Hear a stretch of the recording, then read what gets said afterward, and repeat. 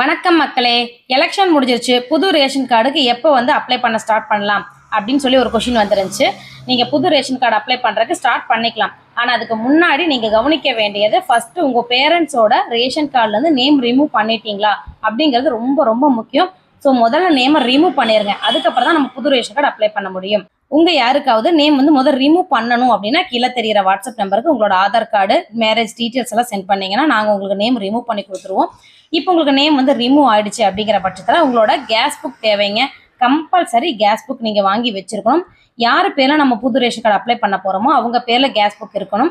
Gas book வாங்குறதுக்கு நீங்கள் ஏஜென்சிக்கு போயிட்டு உங்களோட ஆதார் கார்டு வச்சு பேமெண்ட் பண்ணி நீங்கள் கேஸ் புக் வாங்கிக்க முடியும். இதுக்கு அடுத்து நீங்கள் சொந்த வீட்டில் இருக்கீங்க அப்படின்னா வீட்டு வரி ரசீது, தண்ணி வரி ரசீது, இந்த மாதிரி டாக்குமெண்ட்ஸ் வச்சுக்கலாம். இல்லை வாடகை வீட்டில் இருக்கேன் அப்படிங்கிற பட்சத்தில் உங்களோட வாடகை ஒப்பந்த பத்திரம் இருக்கும் இல்லைங்களா, அந்த டாக்குமெண்ட் வச்சு நம்ம புது ரேஷன் கார்டுக்கு அப்ளை பண்ணிக்க முடியும்.